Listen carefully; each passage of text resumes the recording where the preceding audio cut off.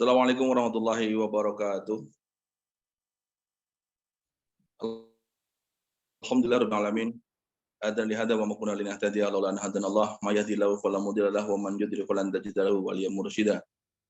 Asyhadu an la ilaha illallah wahdahu la syarikalah wa asyhadu anna Muhammadan abduhu wa rasuluhu la nabiyya ba'dah. Allahumma shalli wa sallim wa barik ala Rasulillah wa ala alihi wa sahbihi wa man walah ila yaumil qiyamah. Oh,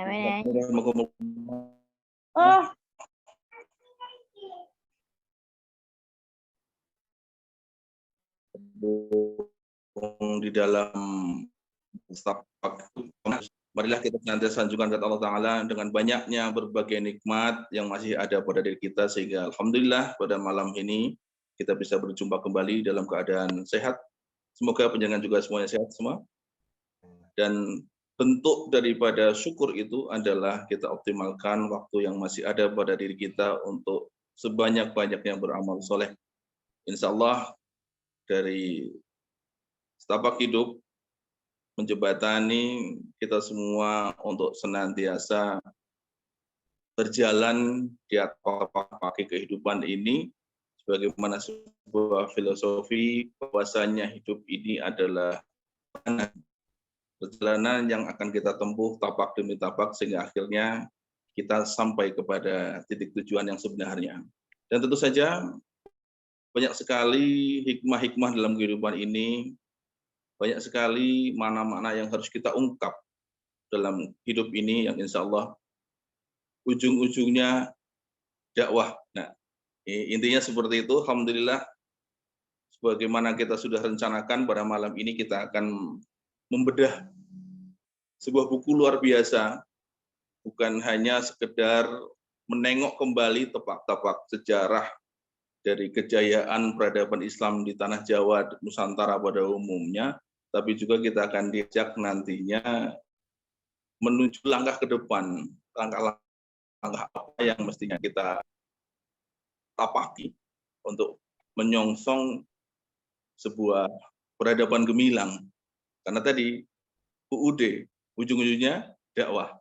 Masya Allah sudah hadir di antara kita guru kita Ustadz Husain Matla. Beliau juga tentu saja yang menorehkan pena sehingga terwujud sebuah karya yang luar biasa. Negara dakwah di tengah lautan. Nanti beliau akan bercerita panjang atau sedikit, nanti beliau yang akan mengulas. Tentu bukan spoiler nanti insya Allah. Dan juga ada pembedah kita, insya Allah nanti kita nantikan kehadiran guru kita, Ustadz Muhammad Ismail Yusanto, seorang cendekiawan Muslim, yang akan memberikan komentar, tanggapan, dan pembedahannya terkait dengan buku yang kita bedah pada malam ini. Sebelumnya, kita sabar dulu guru kita, Ustadz Husain Matla. Assalamualaikum, Ustadz. Waalaikumsalam warahmatullahi wabarakatuh. Jelas enggak? Kabar. Nggih. Apakah suara saya terdengar jelas? Alhamdulillah, Ya. jelas. Ya, alhamdulillah. Bagaimana kabar penjenengan, sehat keluarga? Alhamdulillah sehat ya. Setelah minggu lalu agak dingin, tapi sekarang normal aja. Alhamdulillah. Atau mungkin suasana di tempat penjenengan Dulu dingin? seminggu lalu. Nggih. Kita bagian daripada Jawa Selatan ini. Masih tetap gerah. Sedikit hujan. Alhamdulillah. Sambil menunggu Ustadz Ismail Yusanto, kira-kira mohon penjenengan bisa menceritakan latar belakang lahirnya karya Negara Dakwah di Tengah Lautan. Ini Ustadz Ismail, Jangan spoil. Ustadz Ismail sudah hadir ya? Tadi sempat hadir, tapi kayaknya terpental ini. Iya. Beliau sudah hadir. Iya. Oke. Dulu Ustadz Ismail. Assalamualaikum warahmatullahi wabarakatuh. Waalaikumsalam warahmatullahi wabarakatuh. Bagaimana kabarnya Ustadz di tengah kesibukan dakwah ini tentunya? Khair. Alhamdulillah, luar biasa.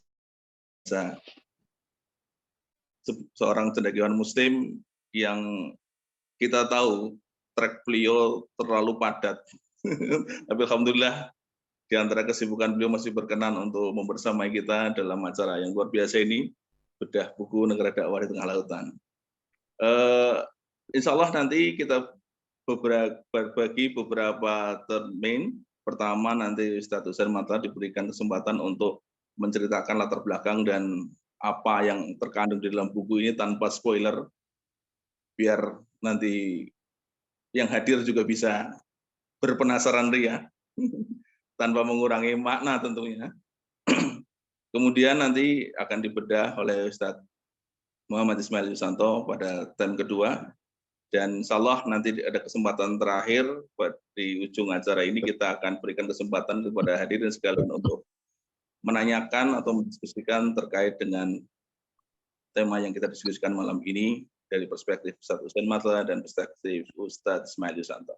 Yang pertama saya berikan kesempatan kepada Ustadz Husain Matra untuk menyampaikan 20 atau 25 menit Ustadz. Ya, baik.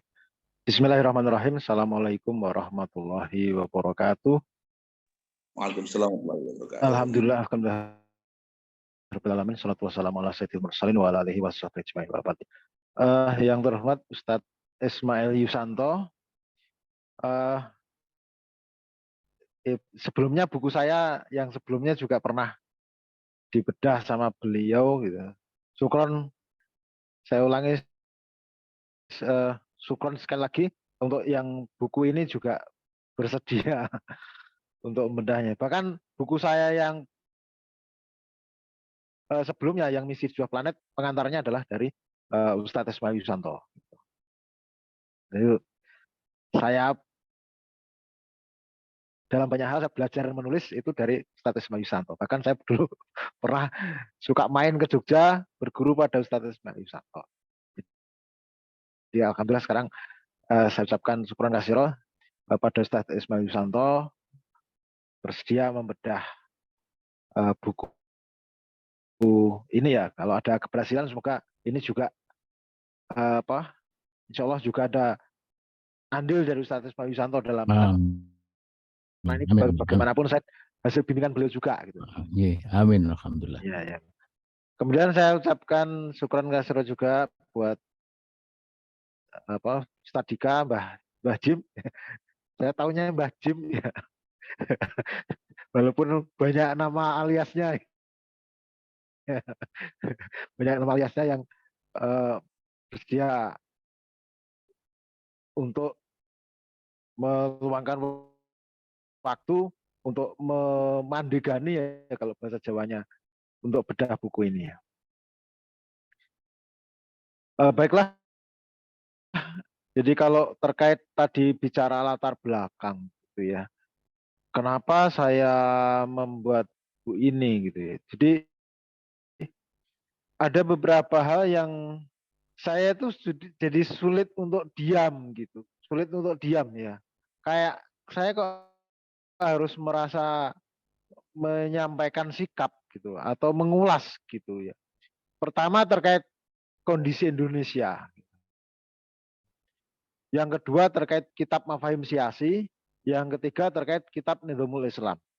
Nah, kalau tiga ini kita kupas bareng-bareng, akhirnya saya bikin buku itu tadi agar ada dakwah di tengah lautan gitu.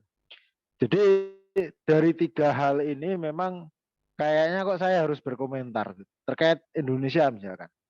Jadi ada beberapa hal yang unik memang dari Indonesia itu.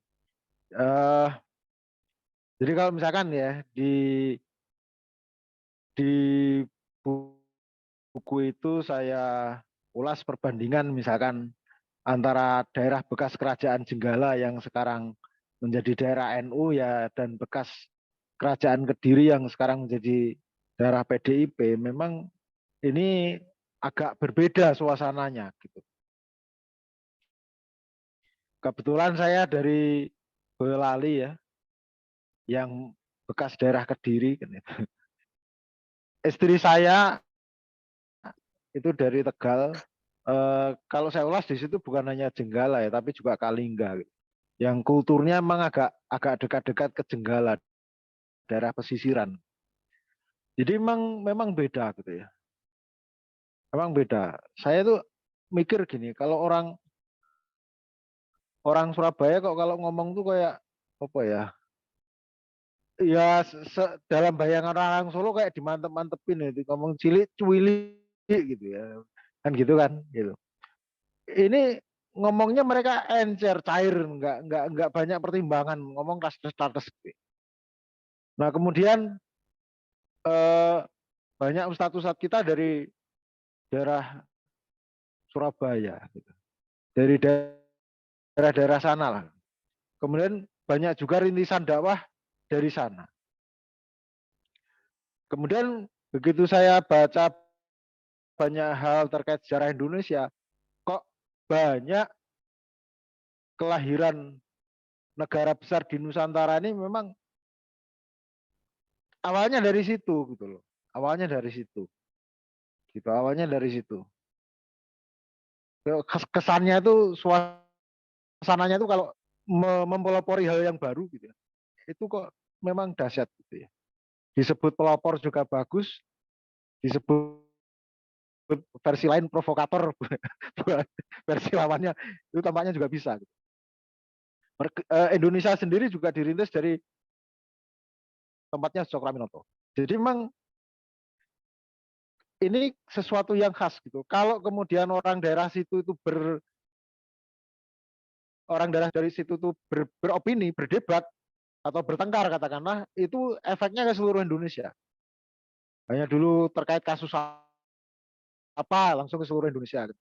Kok ini mirip dengan suasana Mekah gitu. Kalau ada orang Mekah di zaman Nabi kemudian terjadi perbedaan opini ya ini akan merembet ke ini ya, ke seluruh jazirah. Dan ini saya kira ini unik gitu lah. Saya kira ini unik gitu.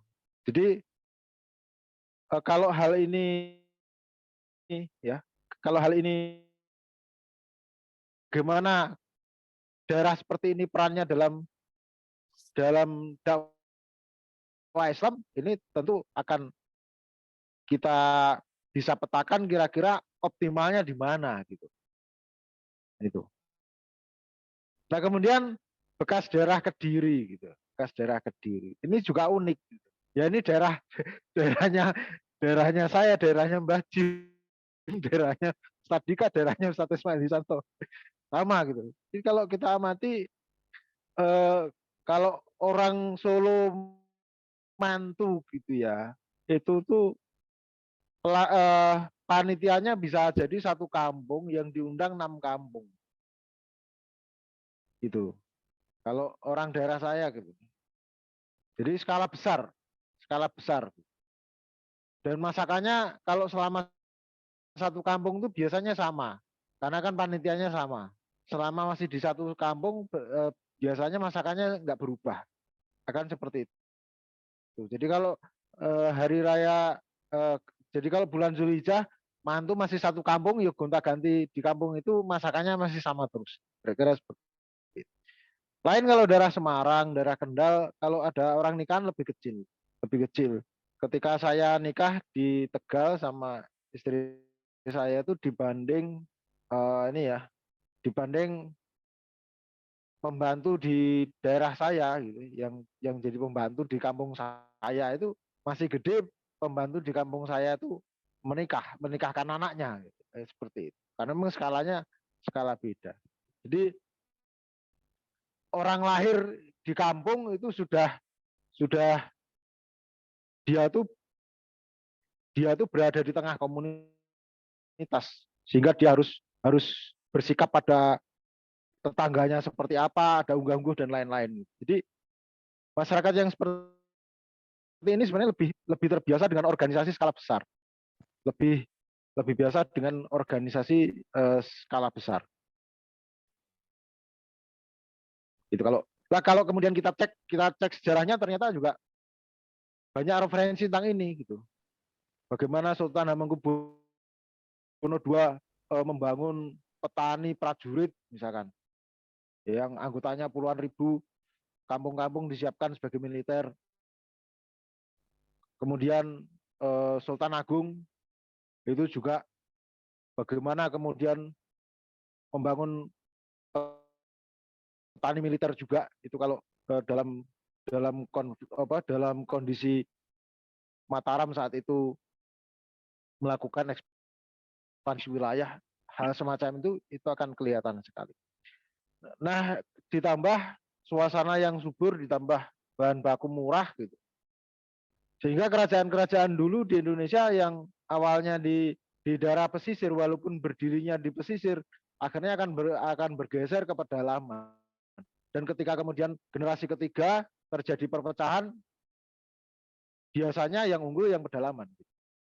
Itu seperti itu terus. Nah, kalau ini kita hubungkan dengan sejarah Islam, sebenarnya dalam banyak hal sejarah PDIP itu kayak orang Persia, gitu. Kayak orang Persia.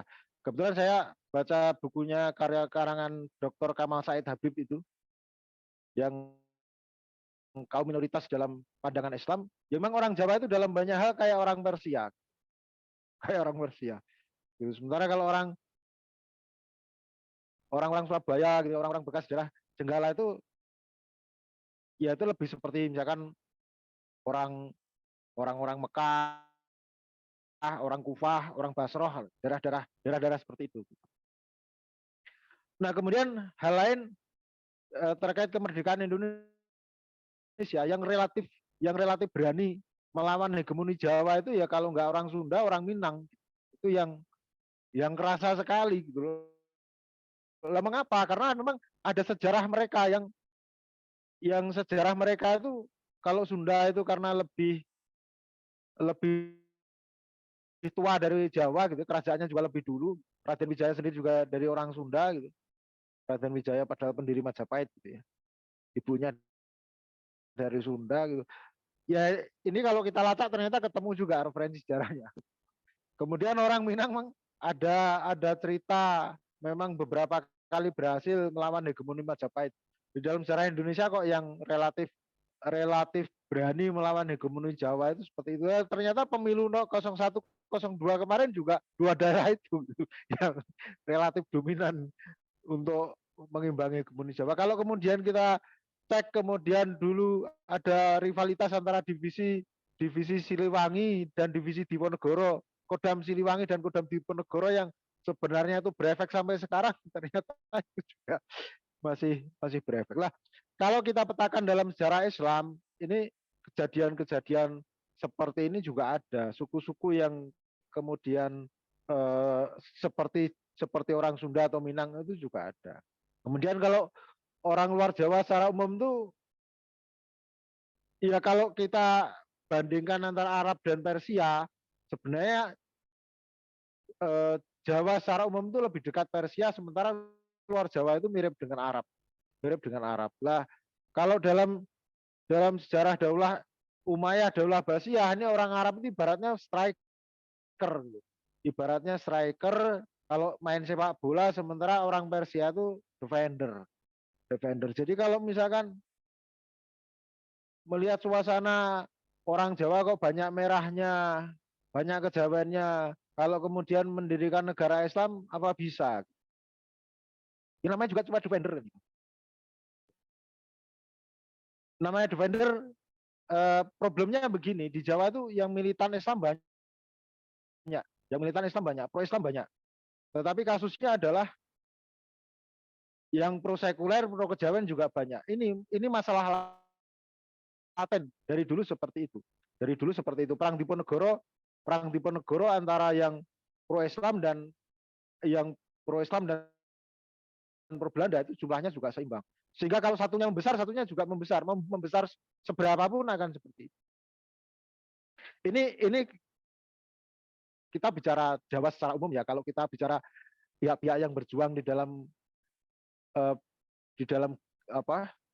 ormas Islam, nah ini saya kira udah nggak perlu mikir-mikir gini lagi, ini konteksnya udah lain gitu. Jadi kalau dalam bayangan saya, kalau kalau misalkan kita ibaratkan sepak bola, ini gerakan Islam itu posisinya udah kapten gitu loh. Sementara kalau luar Jawa itu striker, Jawa defender, kira-kira seperti itu. Nah, jadi saya dari beberapa perbandingan hal yang kecil kemudian kita cerminkan dalam hal besar, ketemu referensinya, akhirnya seperti itu. Jadi hal kecil kadang-kadang ada hal yang memantik saya, oh perbedaan kultur Semarang dan Solo begini ya. Kemudian diperluas. Ternyata kalau kita baca sejarahnya kok ada perbedaan di sini, di sini, di sini. Nah,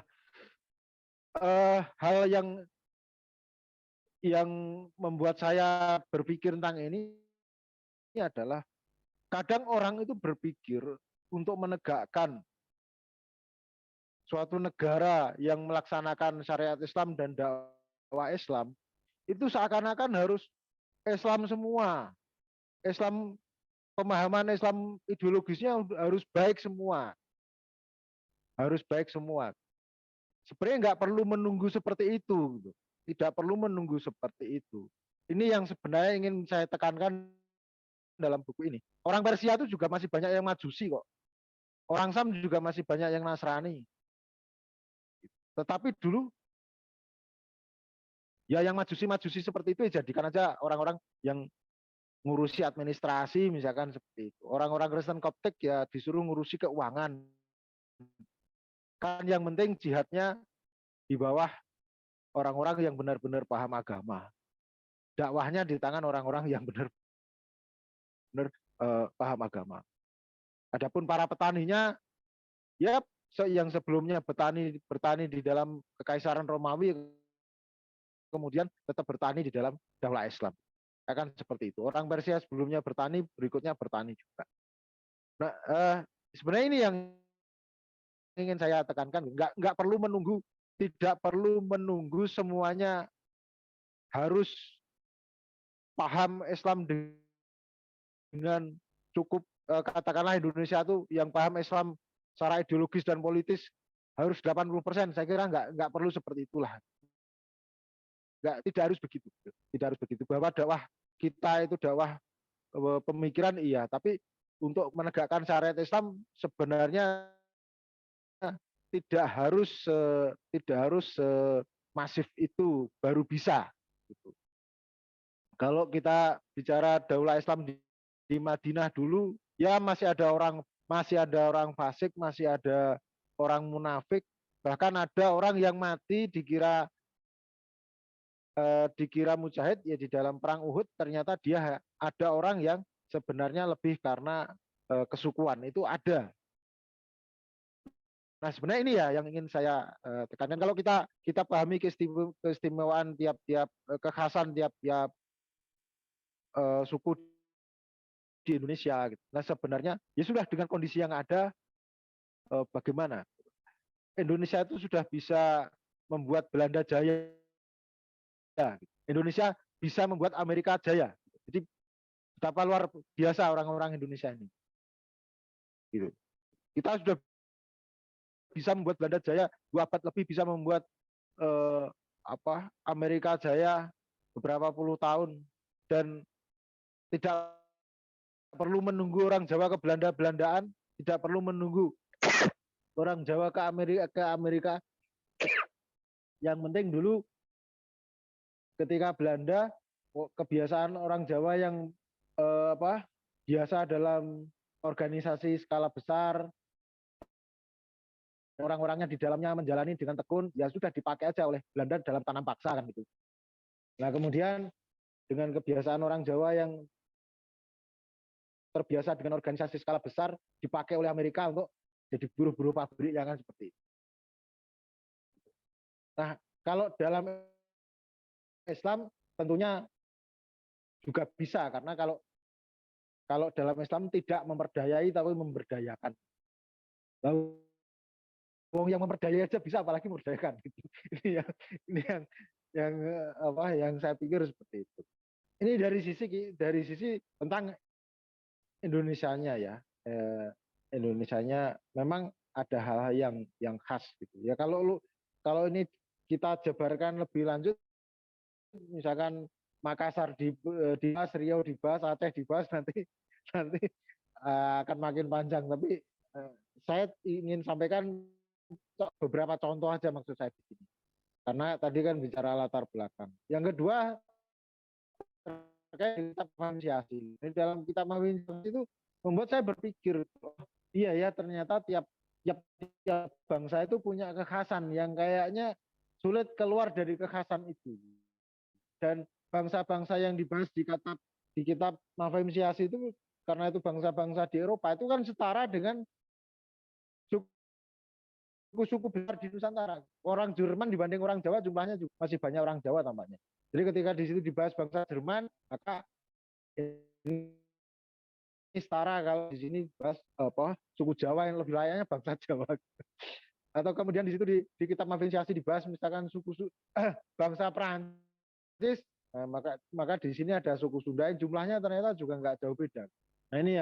Nah ternyata dari kitab itu dibahas pola-polanya, orang Inggris tuh polanya ini ya, kalau orang Inggris tuh mungkin bahasa sederhananya dalam penguasaan politik tuh seperti ibu-ibu ya, gosip-gosipan gitu loh, menang adu gosip lah gitu. Nah, kalau orang Jerman itu teman-teman gitu, jadi orang Jerman itu khas laki-laki lah gitu loh. Ayo tarung yang kalah siapa, yang menang siapa gitu. Jerman itu yang saya tangkap kalau Amerika itu getak-getakan lah gitu loh. Ini yang saya tangkap dari bahasa sederhananya yang saya tangkap dari kitab itu. Cuma sayangnya kan secanggih apapun peradaban mereka, akhirnya kan mereka larut dalam kabel bersaing sesuai kebiasaan kebangsaan masing-masing. Sehingga Eropa itu segede apapun itu akan senantiasa segede apapun tidak pernah solid, ya. Tidak pernah solid karena ya paling-paling yang bisa dibikin tuh Uni Eropa, tidak sampai karena kebiasaan seperti itu sampai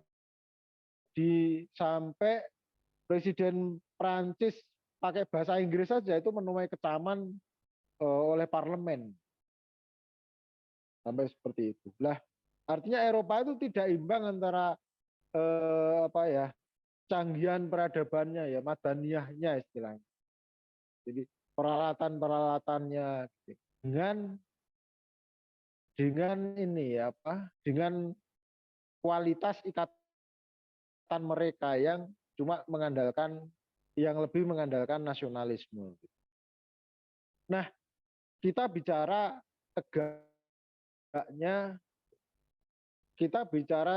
tegaknya negara yang menerapkan Islam. Nah, tentu adanya berbagai suku-suku yang punya kekhasan masing-masing tadi, ini tentu harus dipadukan, diintegrasikan, diharmonikan untuk kemudian kejayaan Islam dengan kekhasan masing-masing. Jangan sampai kejadian seperti apa yang terjadi di Eropa. Segede apapun mereka bertengkar terus-menerus. Secanggih apapun mereka bertengkar terus-menerus. Nah ini yang jangan sampai itu terjadi di dalam di dalam umat Islam, nanti ketika umat Islam hidup di dalam tatanan Islam, di dalam negara khilafah. Jadi kalau ini bisa kita petakan bahkan sebelum negara khilafah itu sendiri ada, ini sudah bisa kita petakan sejak sebelumnya, ini kan bisa menghasilkan integrasi yang lebih bagus. Nah di sini saya terus terang ini saya bikin buku Negara Dakwah di Tengah Lautan juga hal lain yang memantik saya adalah memang saya pernah baca ini buku bukan buku ya, intinya kebijakan Orde Lama. Sebenarnya udah agak lumayan, jadi dipetakan yang namanya Jawa Selatan itu memang harus dirawat sebagai daerah agraris, harus karena memang itu keunggulannya nggak cuma pertaniannya, tapi juga memang pola hidup masyarakatnya sudah seperti itu. Nah, sementara daerah selatan Laut Jawa dan utara Laut Jawa, Semarang, Surabaya, Banjarmasin, nah itu memang sesuatu yang harus dirawat sebagai daerah perdagangan. Nah, ini kok kayak punya pemetaan seperti ini, sesuatu yang dalam era reformasi itu nggak kepikir sama sekali, malah di Orde Lama malah kayak gitu tuh malah kepikir. Sayangnya itu hilang gitu loh. Saya belum menemukan lagi, nanti saya cari nih Pak. Dulu saya pernah baca itu. Ini yang apa yang memantik saya untuk buat buku itu. Kemudian hal lain, saya dapat informasi dari seorang keturunan dari Keraton Jogja gitu ya. Beliau masih keturunan HB7, HB6, masih keturunan HB6 dan memang masih dekat dengan waktu mudanya, cukup dekat dengan HB9 gitu. Jadi HB9 ini pernah mengatakan bahwa Jawa ini ibarat wanita tidur telentang. Nyun sewu kalau bahasanya seperti itu ya. Jadi kepalanya itu Surabaya, kemudian hatinya Jogja, perutnya Solo, kemudian dadanya itu Jepara, kemudian nyun sewu lagi wanitanya itu Cirebon, kakinya itu Banten gitu. Itu. Nah kemudian waktu itu, lah kok gitu ya, kok agak mirip dengan apa yang lagi saya kaji. Gitu. Saya sempat komentar seperti itu. Kemudian terjadi diskusi. Gitu. Jadi sebenarnya pola seperti ini bukan hal yang sebenarnya cukup asing. Gitu. Kalau kemudian Aidit mengatakan kuasai Jawa, ya saya kira itu ya siapa yang, karena itu ya kondisi Jawa bagian selatan yang bekas daerah Kediri itu kan memang unggul secara madaniyah gitu, dari dulu. Unggul secara madaniyah, unggul secara kebiasaan kerja kolektif, unggul secara organisatoris, unggul ini ibaratnya jantung, perut, hati gitu loh. Jadi tapi bukan kepala gitu. Nah, maka siapa yang bisa memakainya, maka dia yang akan menang. Itu. Jadi saya mencoba merenungkan dari apa yang dikatakan Aidit itu kok kayaknya di sini gitu loh, benarnya. Nah ini dalam hubungan dengan kitab Mafahim Syiasi tadi, pemetaan antar bangsa gitu. Juga di situ dikatakan karakter umat Islam itu punya karakter yang khas, yaitu punya tabiat militer, punya tabiat militer. Gitu. Pola-pola seperti ini kan masih dipunyai orang Aceh, ya. Orang Aceh, orang Riau, orang Makassar itu kan sebenarnya punya kebiasaan seperti itu. Nah kemudian yang ketiga dari kitab Nizamul Islam, terutama yang saya renungkan adalah antara Madaniyah dan Hadoroh, terutama di sisi ini yang saya renungkan. Jadi pihak yang unggul Madaniyah kalau nggak siap secara Hadoroh ya akan dikendalikan oleh orang yang unggul secara Hadoroh. Nah, menurut beberapa tinjauan terutama dari orang-orang dari luar Indonesia yang ingin menguasai Indonesia, jadi kalau memang mengapa Indonesia itu harus dikuasai, karena sebagai pasar bagus, sebagai produksi juga bagus. Nah, dan untuk itu memang harus pasar bagus, produksi bagus. Dan untuk itu memang jangan sampai ada perlawanan terhadap imperialisme, kolonialisme, dan kapitalisme, gitu. Bagaimanapun itu harus dipegang. Nah, kelemahan yang terjadi di Indonesia itu seringkali kan kadang suku yang hadoroh Islamnya bagus walaupun sedikit itu sulit dikalahkan.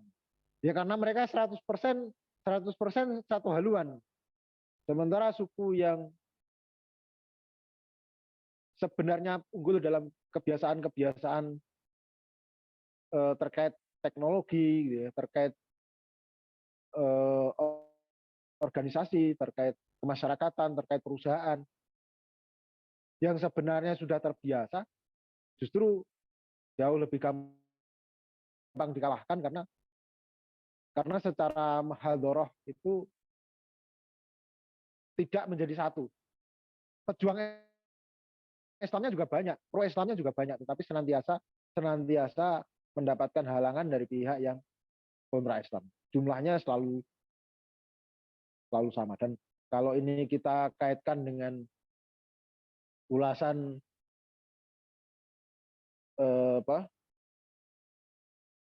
ulasan dari teman kita yang berkecimpung dalam sejarah seperti Mas Niko Pandawa atau Salman Iskandar, itu kan memang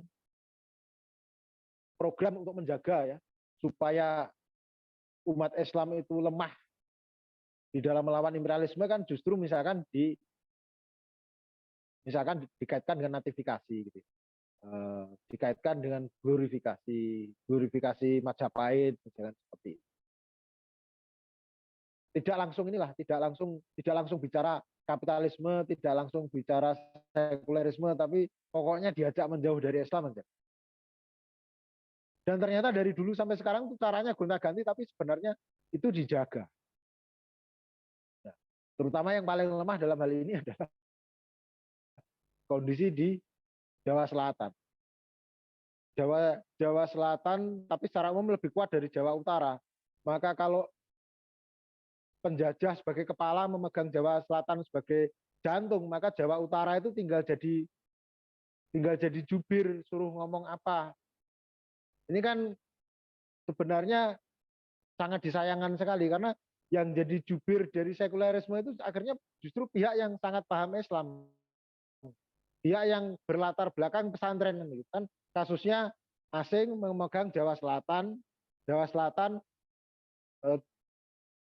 Jawa Utara karena lebih sedikit dari Jawa Selatan akhirnya ini toh ngikut, akhirnya malah jadi jubirnya Jawa Selatan. Ini kalau ini kita petakan, ini peta berulang sebenarnya. Peta berulang. Kalau sekarang ya kondisi dari bekas daerah Jenggala ini jadi jubirnya bekas daerah Kediri, sementara bekas daerah Kediri jadi jantungnya dari imperialisme, dari kapitalisme. Nah, ini perulangan. Dulu juga seperti itu, dalam masa penjajahan juga seperti itu. Padahal awalnya ini Jawa Utara ini penurunan terus. Pada awalnya itu bagus. Zaman Demak menurun, zaman Mataram masih suka bereaksi terhadap hal-hal yang menyimpang dari Islam. Kemudian Mataram dikuasai Belanda, lama-lama tenggelam, malah kemudian jadi jubirnya dari penjajah. Ini kan sesuatu yang ini saya kira itu ya, jadi tiga hal itu yang saya merasa saya kayaknya nggak bisa diam gitu loh. Terkait Nusantara, terkait kita diferensiasi dan terkait dengan tadi kitab Nizam Islam terutama Hadoroh dan Madad. Itu ya sekedar ulasan dari saya. Insya Allah nanti dari Ustadz Ismail akan jauh lebih integrated ya. Oke, alhamdulillah. Terima kasih Ustadz Husain. Semoga walaupun panjenengan tadi menyampaikan banyak terkait dengan Jawa, bukan berarti Jawa sentris nggih. Semoga tidak, tapi sebagai sampling saja semoga ngesat bagian daripada Nusantara tentunya. Ya masalahnya potensi yang lebih besar. Di situ bisa komentar. Alhamdulillah sudah hadir sini ada lebih dari 30-an dan ada akun yang menarik juga ini namanya Singosari ini. Waduh, pas menyelusuri jejaknya. Terima kasih Ustadz Hussein dan para hadirin sekalian di Zoom Land yang dimuliakan oleh Allah, insyaallah. Kemudian termen kedua akan saya berikan kesempatan kepada gurunda kita Ustadz Muhammad Ismail Yusanto untuk menyampaikan hal-hal atau poin-poin penting dari buku ini dan kaitannya dengan realitas serta bagaimana menapaki dakwah ke depan. Dan insya Allah tentunya tidak semakin indah, tetapi juga bukan berarti kita harus tertinggal, tapi harus mengejar insya Allah. Moga Ustadz 25 menit untuk penjenengan bisa menyampaikan ulasannya. Fatihah. Bismillahirrahmanirrahim. Assalamualaikum warahmatullahi wabarakatuh. Alhamdulillah, salatu wassalamu ala rasulillah wa ala alihi wa ashabihi wa man tabi'ahum ila yaumil qiyamah. Yang saya hormati Ustaz Hussein Matla, Mas Moderator dan hadirin baik yang ada di Zoom maupun yang ada di tempat lain. Alhamdulillah kita sangat bersyukur Allah Subhanahu wa taala karena atas limpahan rahmatnya lah malam hari ini kita bisa hadir di dalam acara bedah buku Negara Dakwah di Tengah Lautan yang ditulis oleh Ustadz Hussein Matla. Pertama saya ingin memberikan apresiasi atas terbitnya buku ini. Setiap terbitnya buku itu harus kita sambut. Mengapa? Karena sesungguhnya menulis itu bagian dari tradisi Islam yang semestinya memang harus terus dijaga dan bahkan ditingkatkan. Mengapa? Karena dengan menulis itu kita bisa menuangkan pikiran kita itu secara sistematis, ya, secara utuh, dan dia bisa terus dirujuk berbilang waktu, yang karenanya kemudian sering saya sampaikan kepada Ustadz Hussein Matla, umur intelektual kita ini bisa jauh melampaui umur fisikal kita. Kita ini mungkin usianya 50, 60, 70, 80, bisa sampai 80 itu sudah luar biasa ya. Itu umur fisikal kita. Tapi jika kita menulis, lalu buku itu dikaji, dibaca, itu bisa melampaui umur fisikal kita. Seperti Al-Umnya Imam Syafi'i, atau Ihya Ulumuddinnya Imam Ghazali, atau Fathul Barinya Ibnu Hajar Al-Asqalani. Mereka-mereka ini para ulama luar biasa, sudah lama meninggal, sudah ratusan tahun yang lalu. Tapi bukunya terus dibaca sampai ini hari. Inilah yang kita sebut atau yang saya sebut sebagai umur intelektual itu.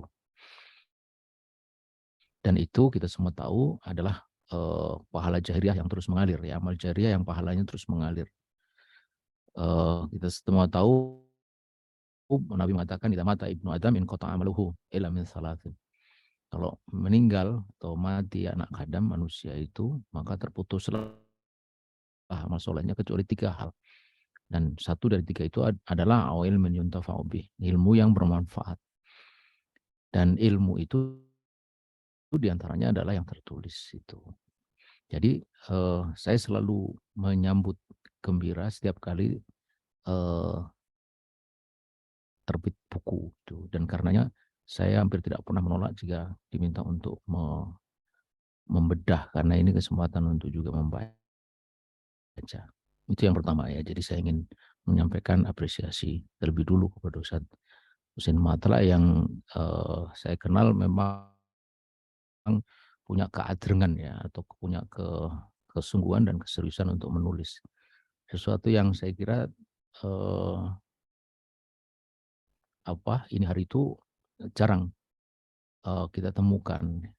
Kalau kita membaca indeks literasi negeri ini dibanding dengan negara-negara di ASEAN, bukan di Asia tapi di ASEAN, itu kita tertinggal jauh.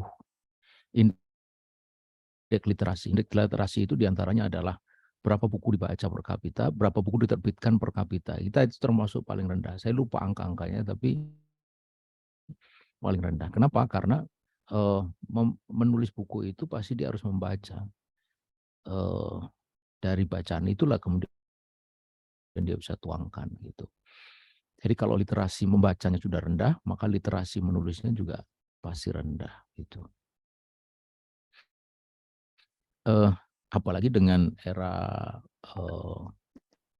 komunikasi dengan media sosial, gadget yang luar biasa ini membuat orang itu menjadi semakin malas untuk membaca, apalagi membaca buku yang utuh, yang tebal gitu.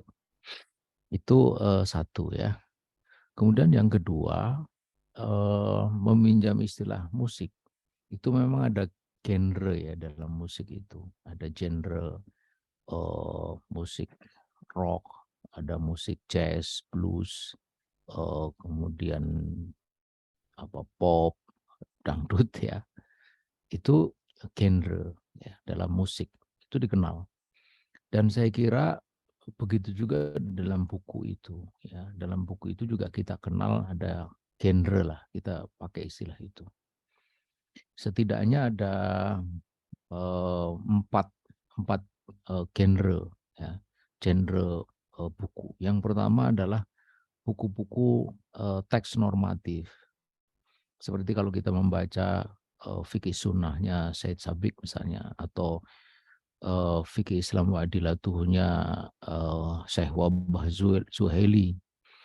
Itu adalah kitab-kitab atau buku-buku normatif yang tentu saja sebagai sebuah teks normatif itu dia sangat diperlukan. Atau Al-Jamil Ahkami Siyam, Al-Jamil kami sholatnya Syekh Uwaidoh. Itu buku-buku yang sangat diperlukan karena kita memerlukan panduan normatif untuk berbagai persoalan ya. Nidom iktisodinya Syekh Taki, atau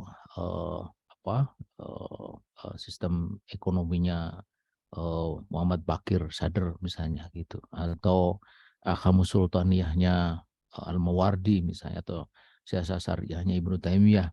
Itu menjadi pedoman di dalam masalah politik, masalah ekonomi, masalah fikih itu. Masalah sholat al-jamil ya kami sholat, al-jamil ya kami siam, masalah puasa, fikih itu diperlukan gitu. Serupa dengan itu adalah buku-buku hadis misalnya, atau buku tentang tafsir, itu boleh kita masukkan pada genre ini, teks normatif. Itu satu. Kemudian yang kedua adalah genre deskriptif ya, deskriptif, baik itu deskriptif aktual maupun deskriptif historis. Kalau deskriptif historis dia menjadi buku sejarah. Kalau deskriptif faktual dia menjadi buku seperti misalnya kalau kita membaca buku tebal yang sampai sekarang malah belum pernah saya baca secara sungguh-sungguh, itu Ekonomi Indonesia yang ditulis oleh Faisal Basri. Itu berisi deskripsi tentang ekonomi Indonesia, pertumbuhan ekonominya, sumber-sumber pertumbuhannya, kemudian bidang ini, bidang itu, segala macam diuraikan dengan sangat detail gitu, dilengkapi dengan data-data macam-macam itu. Itu deskriptif itu. Deskriptif aktual artinya kekinian, ataupun deskriptif historis itu. Seperti kalau kita membaca buku-buku sejarah di dalam pelajaran sejarah misalnya gitu ya. Jadi itu genre yang kedua gitu. Nah, buku yang sedang kita bedah ini, Negara Dakwah ini, boleh saya sebut atau boleh saya masukkan sebagai genre yang ketiga, yaitu dia bukan normatif tapi juga bukan deskriptif aktual maupun historis. Dia in between, dia mencoba untuk menggabungkan antara paparan-paparan historis atau faktual dengan gagasan-gagasan normatif. buku semacam ini buku yang memang menjadi buku yang sangat menarik gitu. Karena jikalau hanya teks normatif itu biasanya orang nggak tahan untuk membaca, dia membaca seperlunya saja gitu, pada aspek atau pada perkara yang diperlukan gitu. Saya kira hampir jaranglah kita membaca buku fikih itu dari awal sampai akhir selesai itu. Kita akan membaca yang diperlukan saja. Begitu juga dengan buku sejarah. Itu seperti hanya membaca paparan-paparan tentang apa yang sudah terjadi di masa lalu gitu. Nah, menjadi menarik ketika eh,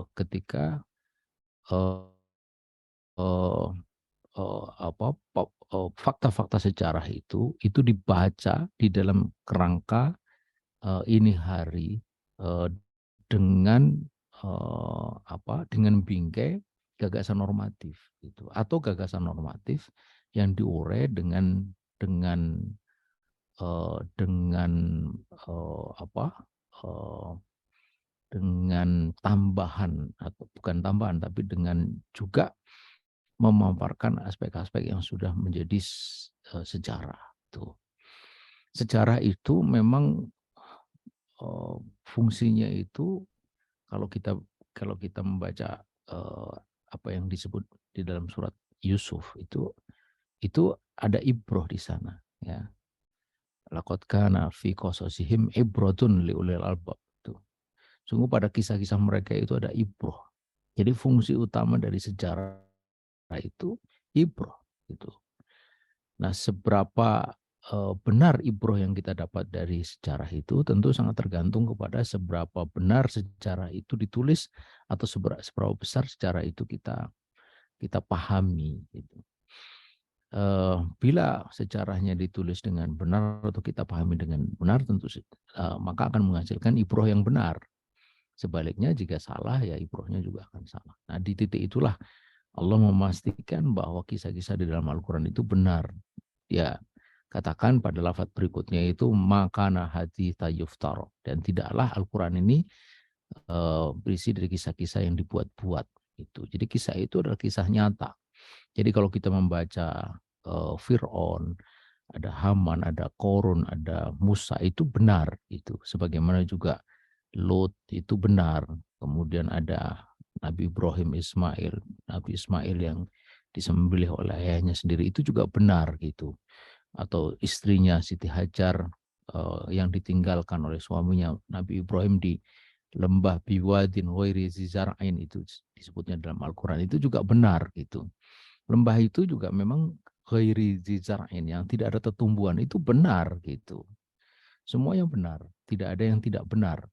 Nabi Isa lahir tanpa kehadiran ayah, itu juga benar gitu.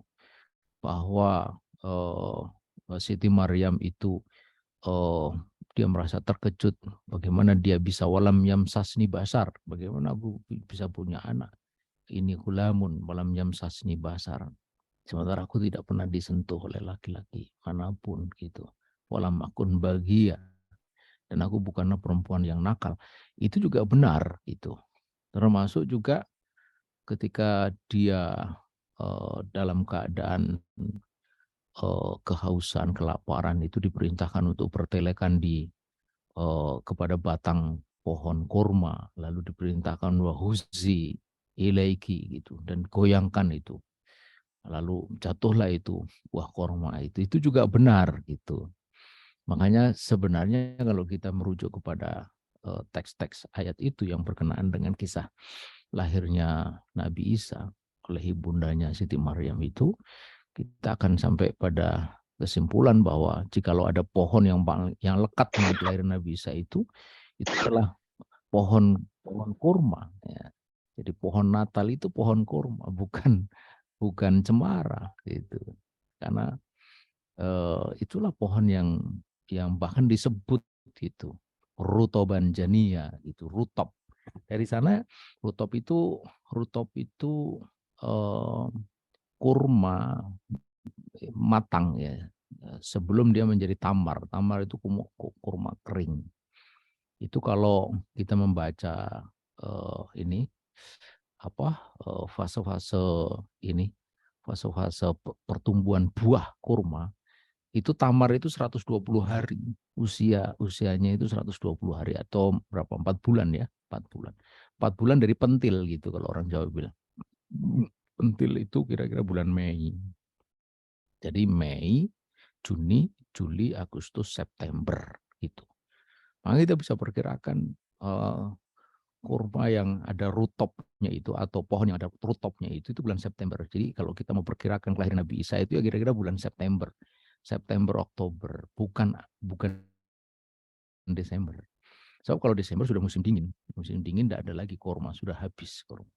Kurma itu kan dia pada musim panas ya, mulai dia penyerbukan, kemudian bunga, lalu dia buah dan matang pada saat dia menjadi rutop dan tamar itu kira-kira Agustus, September, Oktober.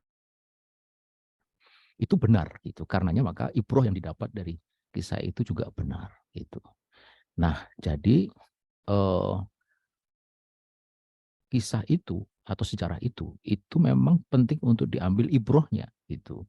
Ibroh untuk apa? Untuk sesuatu di masa sekarang gitu. Sesuatu di masa sekarang itu apa? Nah, ini sangat bergantung kepada kerangka pikir kita.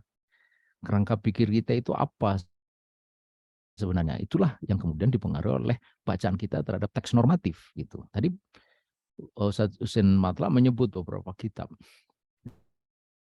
Nizam Islam, Mafahim Syiasi itu semua kan kitab-kitab kecuali Mafahim Syiasi ya. Mafahim Syiasi dia sudah merupakan analisis ya, uraian. Tetapi kalau Nizam Islam dan teks normatif itu. Nah, jadi itu alat pengendalinya yang mencoba untuk menarik atau membawa ibroh dari bacaan ibroh yang didapat dari bacaan sejarah yang dia lakukan. Ya, maka di sini ada cerita tentang macam-macam, ada cerita tentang Pandawa, ada Kurawa, ya, ada cerita tentang Umayyah, cerita tentang Abbasiyah, cerita tentang Zubair bin Awam, ada Ali bin Abi Thalib, ada macam-macam itu kan sejarah, semuanya sejarah yang dibawa ini kemudian dikerangkakan dalam teks normatif, gagasan normatifnya itu. Jadi buku ini punya potensi untuk menjadi buku yang bagus itu. Nah, jadi itu yang kedua. Hanya saya melihat tidak mudah ya membuat buku semacam itu, tidak mudah. Mengapa? Karena dia harus bisa menguraikan dua sisi sekaligus, yaitu sisi sejarahnya dan sisi normatifnya. Itu harus bisa menguraikan. Sejarah itu tidak semua orang paham. Ya, saya tidak terlalu yakin ketika dia cerita tentang macam-macam di sini itu, yang membaca itu langsung ngerti itu.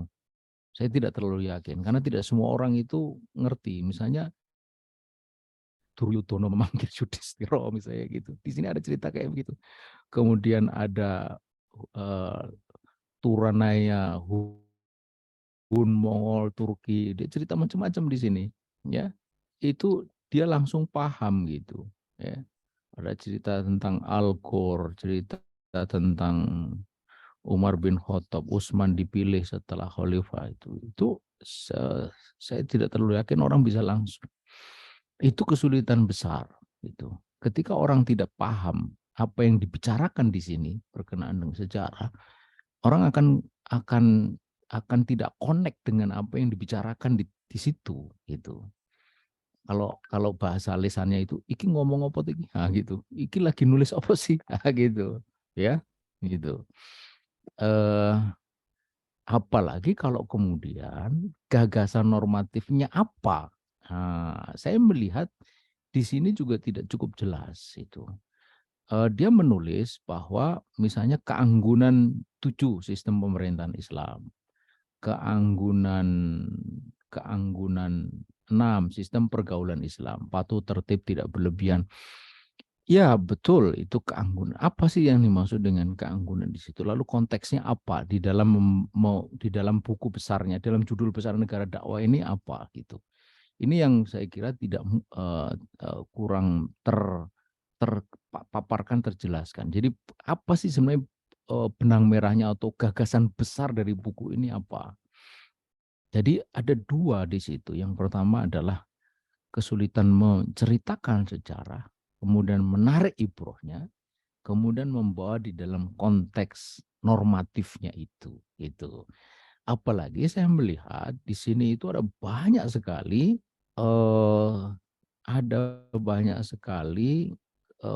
apa kekeliruan, kesalahan dalam redaksional itu.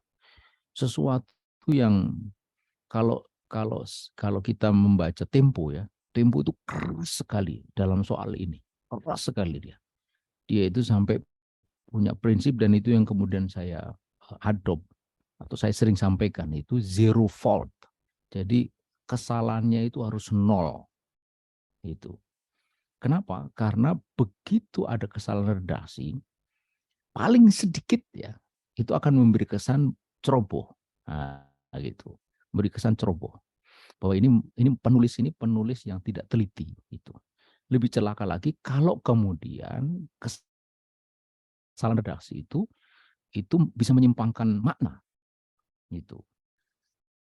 Misalnya ini ya di halaman 88 antara menahlukkan dan ditahlukkan. Tulisnya begitu di sini pakai KH. Itu. Saya ketika membaca itu sebentar, ini maksudnya menaklukkan dan ditaklukkan ataukah ada lafaz lain yang memang mau dimaksud?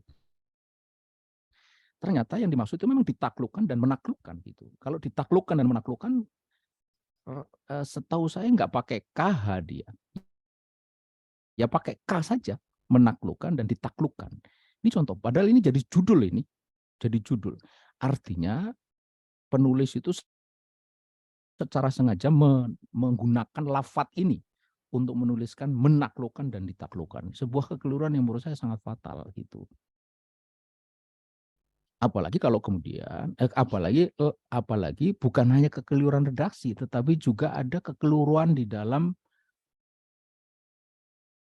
bukan kekeliruan ya, lebih jauh lagi itu sebenarnya kekaburan di dalam membangun makna dari sebuah tulisan. Misalnya begini. Ini halaman 91 ya. Ketika dia awal kalimat itu dimulai dengan ketika. Jadi sudah titik ganti paragraf memulai dengan ketika. Ketika yang beradab dikalahkan yang putral. Ketika yang beradab dikalahkan yang brutal. Demikian kisah umum dari tanah Hindustan itu. Opo gitu loh yang dimaksud. Ketika yang beradab dikalahkan yang brutal. Demikian kisah umum dari tanah Hindustan. Agak sulit kita memahami. Apa ini? Ini satu paragraf loh ini. Satu paragraf hanya satu kalimat dengan ditulis kayak begitu. Ini padahal ide itu kan diwakili oleh kalimat. Ide itu diwakili oleh kata. Ide itu diwakili oleh istilah itu. Nah, ini sedang menulis apa? Gak paham. Saya membaca dari awal itu tuh ini apa gitu, ya. Terus ditambah lagi nih, kaum Rahayu di Jawa Selatan. Dari soal Hindustan tiba-tiba kemudian kaum Rahayu di Jawa Selatan dan Islam Nusantara di Jawa Utara. Padahal istilah Islam Nusantara kan istilah baru ya.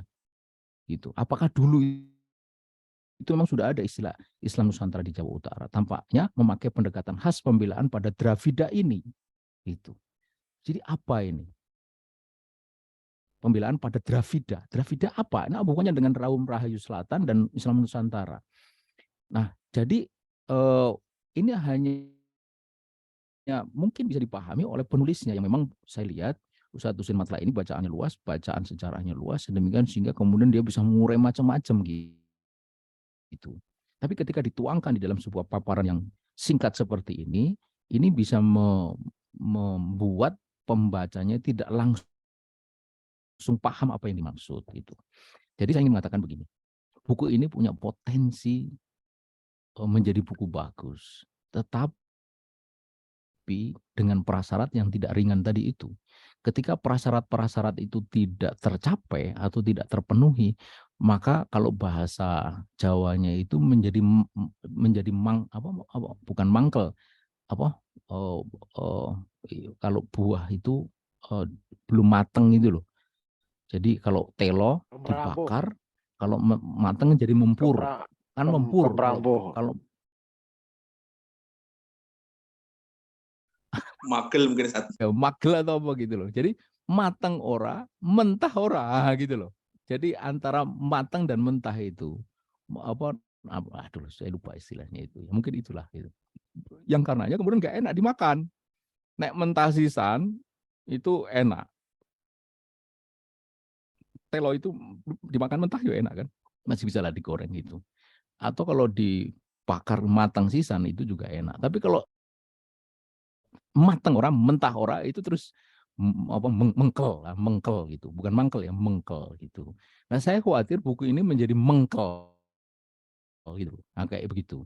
Punya potensi menjadi buku bagus, tapi ketika tadi itu dia eh, eh, kurang cakap di dalam mulai dari pemilihan kata, menyusun kalimat, bahkan ada kekeliruan redaksi, cukup banyak kekeliruan redaksi itu terjadi, maka dia akan alih-alih menjadi buku yang luar biasa, dia akan buku mengkel tadi itu. Jadi mateng ora, mentah ora itu.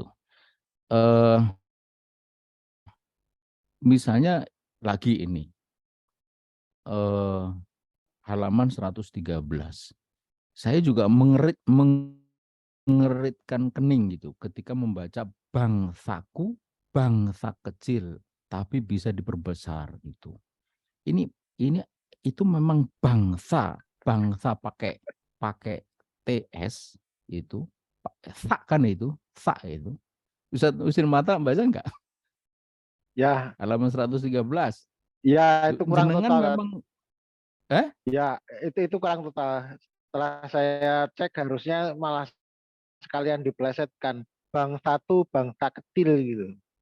oh Jadi bang memang memang harusnya malah TS ya ma- i- iya karena memang itu plesetan. Jadi ya untuk makanya harusnya kalau plesetannya total itu bukan bangsaku tapi bang satu gitu. Bang nah satu bangsa itulah kecil ya. itulah yang Lah saya maksud gitu itu maksud saya gitu.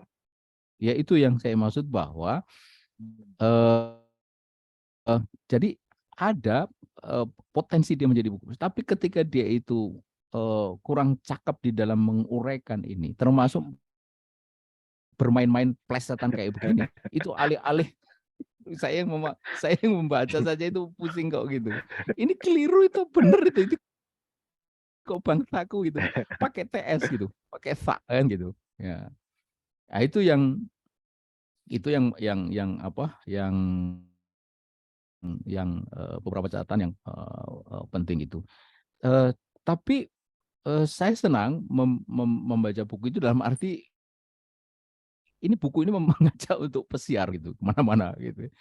Wah, lari ke zaman Nabi, terus lari ke Pakubuwono, lari ke India gitu, lari ke jadi pesiar gitu, pikirannya kemana-mana. Buat yang bacaannya luas bisa mengikuti, yang ngerti sejarah, yang ngerti ini, apa teks-teks normatifnya juga ngerti, itu bisa ngikuti. Bisa ngikuti artinya bisa memberikan, bisa memetik lah apa yang ada, gagasan apa yang ada di sini. Cuma itu tadi, jikalau orang itu yang membaca itu tidak mengerti, tidak cukup punya background sejarah, menurut saya ini tadi sebelum sebelum ke sini saya suruh minta baca istri saya gitu. Coba baca. Sebentar langsung dilepas. Gak pusing aku kurang ngerti apa nulis apa. Gitu. Itu contoh pusat ya. Jadi begitulah gitu. Karena itu penting dalam menulis buku itu. Kita harus ada semacam empati terhadap pembaca itu. Kita mesti sabar dalam menguraikan itu bahwa pembaca itu bukanlah orang yang sama dengan kita di dalam kolektivitas kolektivitas pikiran dan informasi gitu. Kita sebagai penulis itu pasti kolektivitasnya informasi, bacaan, background macam-macam itu jauh lebih besar. Nah, kesabaran dalam menguraikan itu akan menentukan apakah buku ini bisa dipahami atau tidak. Gitu. Kita menulis kan bukan untuk kita, gitu. Menulis kan untuk orang lain. Gitu. Sebagaimana kita bicara, itu kan bukan untuk kita. Kalau bicara untuk kita kan namanya geremeng gitu. Kalau geremeng itu ya dia saja yang paham gitu. Tapi kalau kita ngomong orang lain itu diharap paham. Itulah komunikasi kan. Komunikasi itu kan communicator, komunikan, ada message, ada medium gitu. Untuk mendapatkan umpan balik. Umpan balik itu berupa respon. Buku respon, pemahaman dan sebagainya gitu. Nah, karena itu saya kira mungkin ada dua cara. Yang pertama itu buku ini karena ingin mengungkap banyak harus sabar diuraikan pelan gitu ya. Atau dipersingkat. Dipersingkat itu namanya diperkecil temanya itu ya. Misalnya kalau ingin bicara tentang Jawa, ini kan sebagiannya Jawa ini, Nusantara lah sebut, bukan Jawa ya, Nusantara. Mungkin Nusantara saja misalnya gitu ya. Nusantara. Nah, di situ mungkin uraian bisa lebih panjang. Nah, tapi ini kan mau narik juga ke dalam peradaban gitu. Peradaban sampai bahkan negara. Makanya judulnya negara dakwah. Berarti kan sesuatu yang besar gitu. Kalau besar pasti tidak hanya cukup Nusantara. Walaupun ini ada pertanyaan kenapa tiba-tiba Nusantara juga. Karena kita bicara tentang negara dakwah itu. Ada dua kemungkinan itu.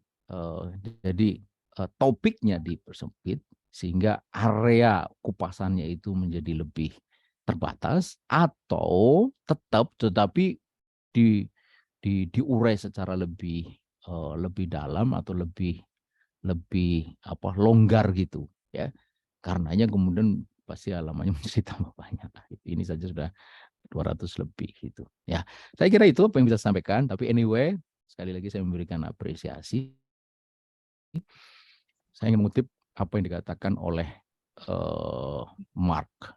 Mark itu mengatakan bahwa tidak ada yang sempurna ketika orang memulai. Itu.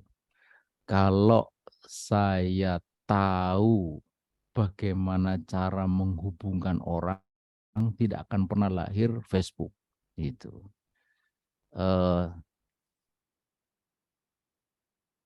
Permulaan itu pasti penuh dengan kelemahan. Tapi dengan kelemahan itulah ada perbaikan, ada kesempurnaan, seperti yang kemudian sekarang terlihat oleh kita. Bagaimana Mark itu membangun semuanya itu. Kita membaca sejarah, ya, sejarah pertumbuhan merek-merek besar itu semua berawal dari garasi.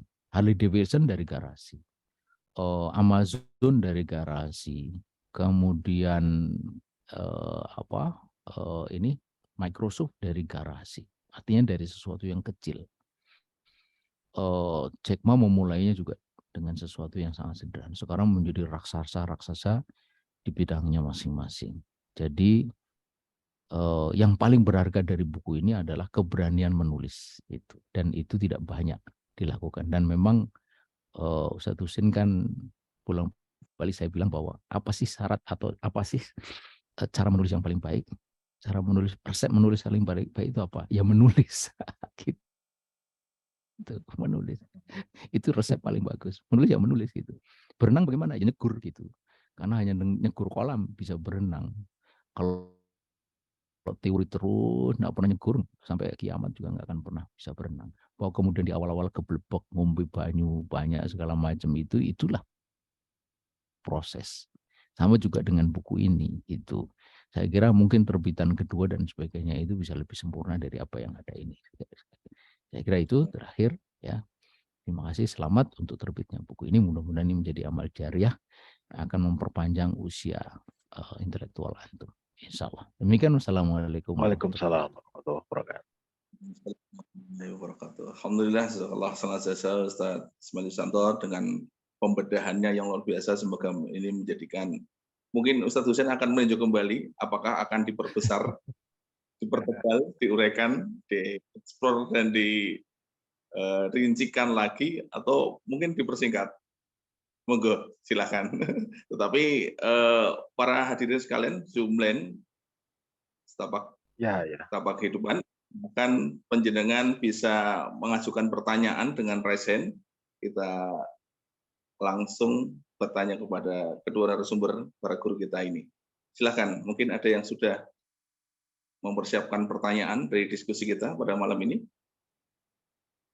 Kita mempunyai waktu sekitar 15 menit ke depan.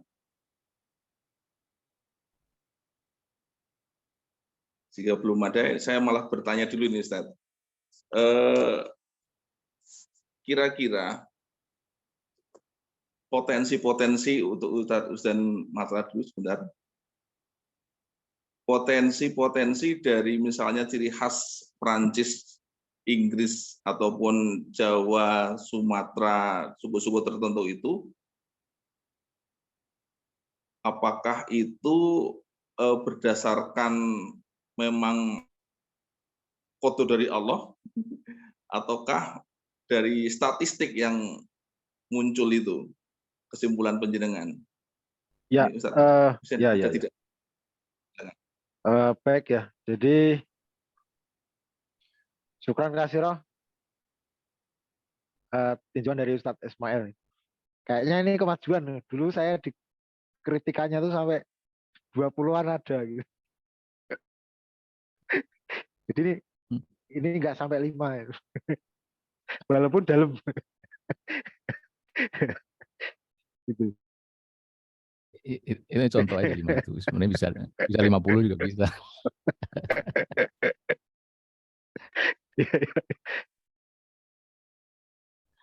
Iya ya, ya syukur. Kembali ke apa, Mbah Jim tadi. Jadi gini ya, kasusnya itu begini ya. Kalau disebut kodo dalam arti tiap orang diciptakan dengan karakter suku tertentu, itu ya tidak gitu ya. Tetapi kalau kemudian tiap orang dilahirkan dalam suatu tempat tertentu sehingga dia terkondisikan untuk terbawa mempunyai sikap-sikap tertentu, nah itu mungkin gitu. Jadi seperti di dalam buku itu saya ulas mengapa orang yang di pedalaman Jawa ya, di bekas Kediri itu cenderung beda dengan yang di pesisir. Nah itu kan memang suasananya lain ya. Kita lahir, bayangkan kita aja lahir gitu. Penuh spontanitas, pada omnya, pada Pak D-nya ngomong bebas gitu. Kemudian diajari bosok kromo lah gitu. Diajari bosok kromo. Nah itu ya spontanitasnya itu berkurang gitu kalau saya mati. Ini contoh aja, ini contoh. Jadi spontanitasnya itu berkurang.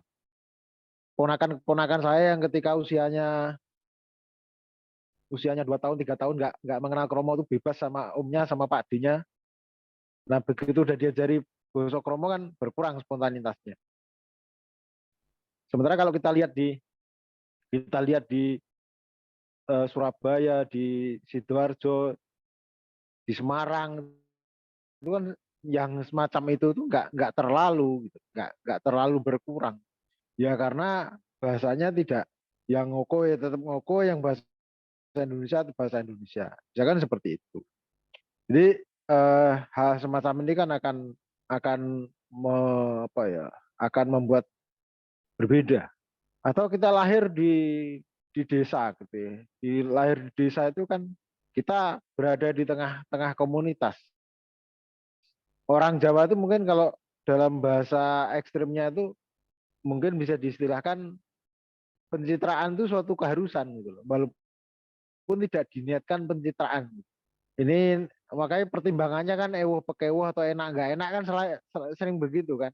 Jadi nanti saya sama tetangga gimana, sama Pak D gimana, sama Mbah gimana kan begitu. Jadi tidak diniatkan pencitraan, tapi kebiasaan menimbang citra itu kan suatu yang dari kecil. Sementara kalau di daerah pesisir kan lebih cuek. Nah seperti itu. Nah ini ini contoh gambaran saja. Jadi kalau diciptakan kodo dalam artian karakternya memang dijadikan seperti itu, ya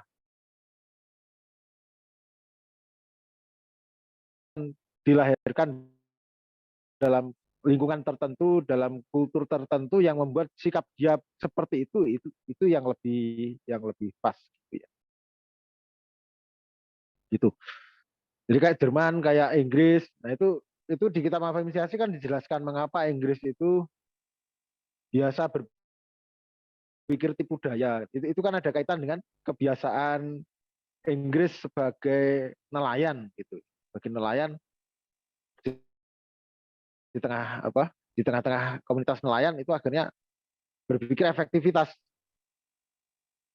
berpikir tipu daya tapi juga berpikir kerjasama. Itu dijelaskan di situ. Tentu bukan berarti Allah menjadikan orang Inggris itu secara pribadi demi pribadi itu penuh tipu daya, kan enggak begitu. Tapi dengan kebiasaan orang Inggris sebagai nelayan itu terkondisikan seperti itu. Sementara Jerman itu terkondisikan untuk feodal gitu. Untuk feodal dan diktator. Feodal dan diktator. Nah, di situ juga dijelaskan mengapa Jerman jadi seperti itu. Lah saya untuk menguji gambaran sikap Jerman, Inggris, Amerika Serikat itu kan kelihatan sekali dalam kasus ini Pangeran William versus Pangeran Harry itu. Nah itu kalau Inggris mayoritas masih pro William, tapi kalau Amerika banyak yang pro Harry. Kalau Jerman itu malah pro Williamnya lebih ekstrem lagi pro Williamnya. Pokoknya dalam kacamata orang Jerman tuh Harry itu kurang ajar lah gitu. Kok masih disabarin aja lah, ya seperti itu. Nah, mengapa Jerman itu pihak William itu lebih ekstrem dari orang Inggris pihak William, sementara orang Amerika banyak yang pro Harry dan Meghan. Nah ini terkait kultur yang ada di situ. Yang kalau kita kaitkan dengan apa yang ada di Mafahimsiasi ini ternyata connect. Karena Jerman biasa dengan feodalisme. Sementara Amerika itu tidak biasa dengan masyarakat yang terlalu struktural kayak militer gitu. Dan itu ternyata kalau dilacak di garis besar sejarah Amerika ada sejarahnya juga itu. Mengapa orang Amerika itu cenderung lu gue lu jual gue beli misalnya seperti itu ya. Jadi ketika orang Amerika itu awalnya di pantai timur Amerika, kalau nggak puas sama bosnya, bahkan di barat dibuka transmigrasi itu. Ya udah, kalau saya kerja di perusahaan ini saya disia-siakan, saya pindah ke barat aja lah jadi petani. Karena petani ya, itu contoh-contoh seperti itu ya. Jadi mungkin dari keadaan atau lingkungan yang dipengaruhi alam kemudian mempengaruhi pola kerja atau pola keseharian dari sebuah suku itu. Alam dan manusia ya, alam dan manusia. Akhirnya membentuk sebuah karakter tertentu. Ya. Oke, terima kasih Ustadz. Ini sudah semakin mendekat ke titik. Saya ke Ustadz Ismail Wisanto. Terakhir mungkin Ustadz, bagaimana kalau kita lihat judulnya Negara Dakwah di Tengah Lautan ini, potensi ke depan bagaimana Indonesia atau Nusantara ini untuk menjadi sebuah negara di tengah samudra dengan kekuatan bisa menyebarkan dakwah ke seluruh alam. Kira-kira saya juga kurang tahu nih di akhir-akhir buku apakah disinggung atau tidak, tapi kita ingin tidak hanya sekedar melihat sejarah, tidak sekedar menapaki saat ini, tapi kita juga harus berpikir futuristik ke depan. Bagaimana tanggapan dan pendapat Ustadz? Monggo. Ada perbedaan yang sangat mencolok ya antara Daulah Khilafah Umayyah, Abbasiyah dan Utsmani. kalau Umayyah dan Abbasiyah itu secara genealogis itu masih nyambung dengan masa awal ya. Apalagi Umayyah masih nyambung. Abbasiyah pun juga masih nyambung. Secara geografis dia juga berdekatan. Artinya dia ada di sentral pertumbuhan Islam di kawasan Timur Tengah. Ya kan? Kita tahu Umayyah ada di Syam pada waktu itu, kemudian Abbasiyah itu di Baghdad, ya. Meskipun kemudian pada akhirnya sempat pindah ke Kairo gitu. Tapi di seputar itu. Tapi kalau Khilafah Utsmani itu secara genealogis sama sekali nggak nyambung dia. Kita tahu bahwa Khilafah Utsmani dia kan Turk, bukan Arab dia. Itu Turk. Bahkan kalau kita membaca buku Qiyamu Ertugrul Minal Kabilah ilal Khilafah, Khilafah Utsmani itu kan cikal bakalnya itu adalah kabilah Koyi. Kabilah Koyi itu dipimpin oleh Sulaiman Shah, berasal dari daerah Balkh. Balkh itu kalau sekarang itu Afghanistan bagian utara. Jadi jauh dari Timur Tengah itu. Yang dia hidup itu di tengah tantangan luar biasa. Seperti sandwich dipepet ya. Itu sandwich itu kan makanan yang 2 lapis kue toh gitu. Di situ. Dari arah matahari terbit itu ada kekuatan Mongol, di situ ada Genghis Khan, pada puncaknya di tahun 1200 kan menghancurkan Baghdad kan. Itu. Ini luar biasa kejamnya. Dalam sejarah disebut-sebut dia membunuh lebih dari 40 juta orang pada waktu itu. Ukuran sekarang saja itu luar biasa banyak, apalagi pada waktu itu. Kemudian dari arah matahari tenggelam itu kekuatan Bizantium. Jadi dia ada in between di antara dua itu. Tetapi dari kabilah semacam ini, kabilah yang di awal-awal dulu itu jangan lagi membayangkan dia akan menjadi sebuah khilafah. Tempat tinggal saja tidak punya. Dia nomaden kan. Di awalnya itu 400 tenda dengan kurang lebih sekitar 2.000 warga. Pindah-pindah dia tahun 1200. Tetapi semangatnya luar biasa. Saya sering menulis kisah ini karena ini betul-betul sangat inspiratif ya. Bagaimana Sulaiman Shah itu mendidik anak-anaknya itu, diantaranya yang kemudian melahirkan Ertugrul.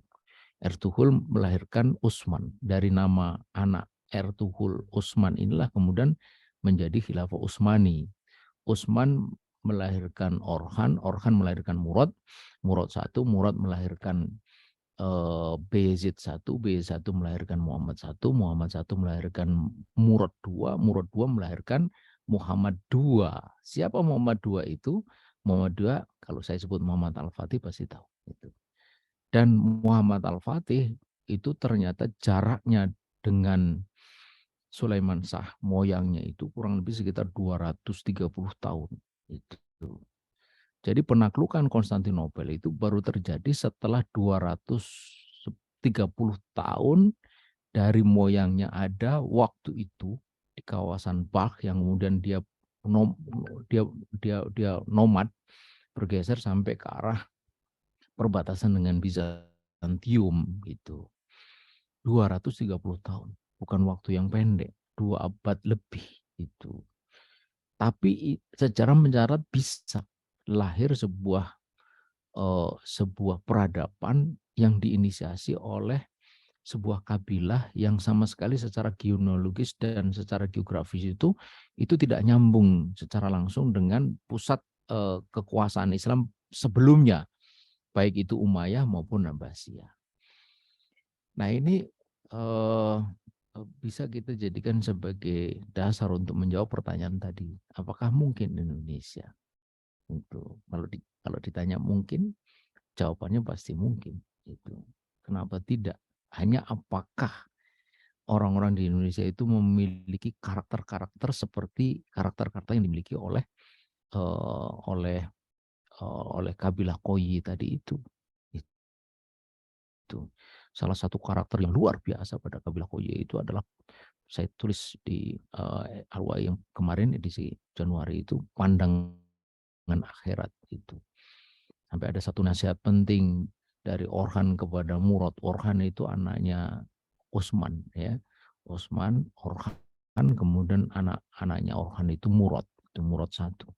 Dia katakan, wahai Murad, jika kau menggunakan kacamata akhirat atau pandangan akhirat, maka sungguh tidak ada nikmat dunia ini yang layak kau pertukarkan dengan nikmat akhirat. Nah, itu pandangan akhirat. Makanya dia semangat jihadnya luar biasa, keberaniannya untuk berjihad, ketidaktakutannya menyongsong kematian, karena kematian itu syahid adalah semangat keberanian berjuang dan sebagainya gitu. Termasuk mengangankan penaklukan Konstantinopel itu sudah dimulai di masa itu gitu, baru terwujud 200 tahun kemudian. Nah, itu apakah umat Islam di Indonesia memiliki karakter seperti itu? Itu. Kalau memiliki karakter seperti itu, bolehlah kita berharap. Tapi kalau tidak memiliki karakter-karakter kejuangan seperti itu, ya akan sangat sulit kita membayangkan bahwa negeri ini itu akan menjadi avant-garde, nah gitu, menjadi garda paling depan di dalam kebangkitan Islam di masa yang akan datang. Allah bisawab. Alhamdulillah, syukran Ustaz Ismail Santo. Ya. Di ujung acara ini, tinggal beberapa menit ke depan, saya mohon untuk Ustaz Husain memberikan closing statement, disusul kemudian nanti oleh Ustaz Ismail Santo. Semoga Ustaz Husain.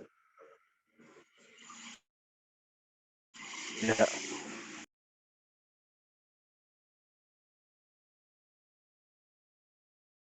Ya, jadi closing statement mungkin seperti yang tadi sempat saya ulas ya. Jadi setelah kita bicara bagaimana tentang dakwah pemikiran ini, maka pemetaan semacam ini adalah dalam rangka dalam rangka mempermudah, gitu ya. Dalam rangka mempermudah implementasi dari dakwah pemikiran ke depan itu seperti apa? Jadi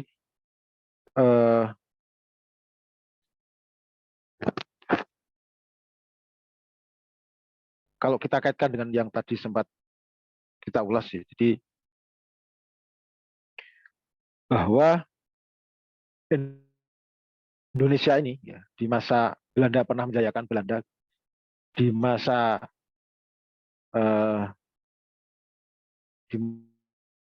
setelah kemerdekaan menjayakan Amerika, gitu. Maka sebenarnya negeri ini bisa memajukan penjajah.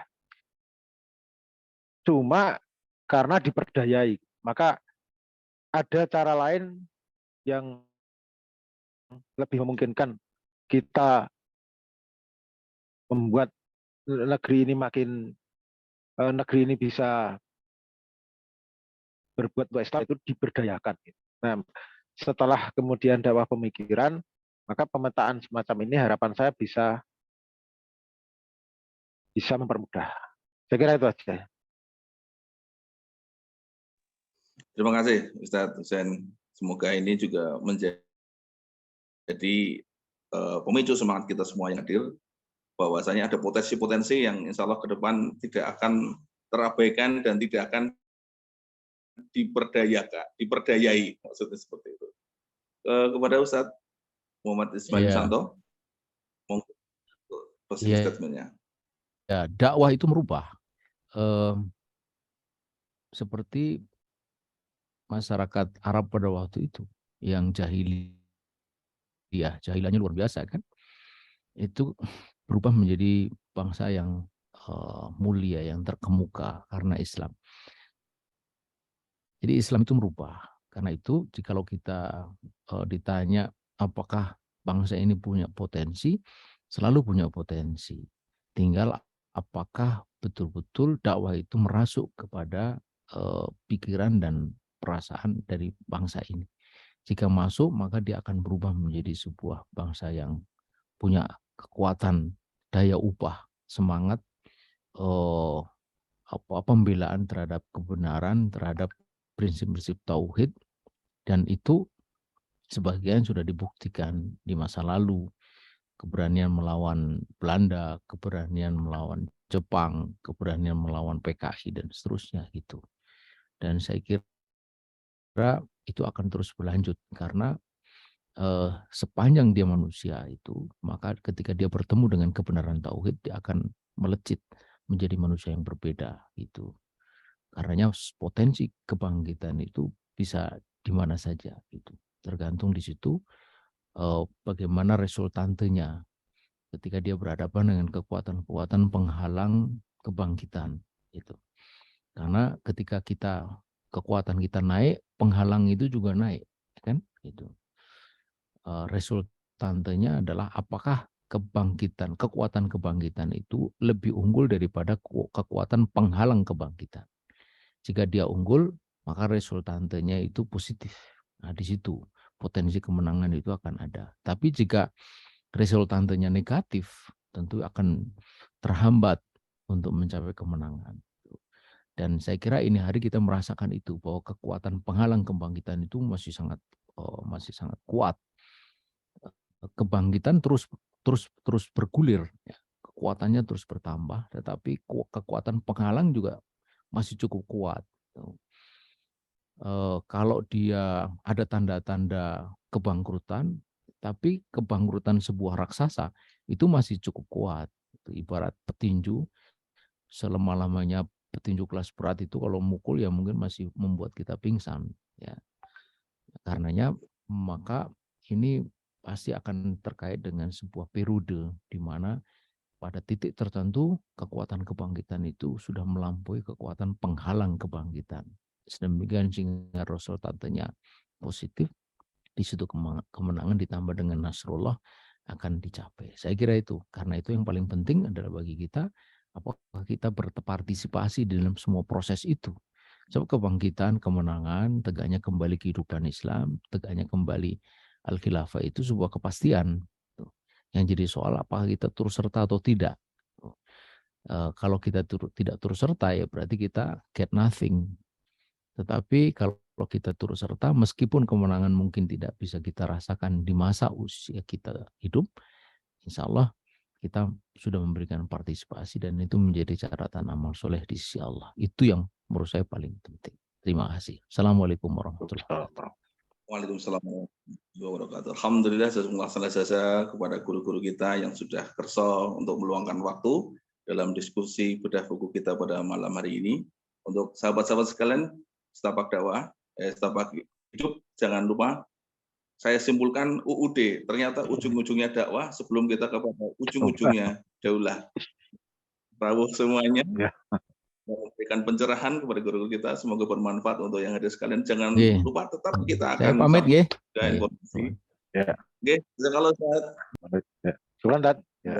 Saya juga pamit, Pak Jim. Sami-sami. Ya, assalamualaikum. Warahmatullahi wabarakatuh.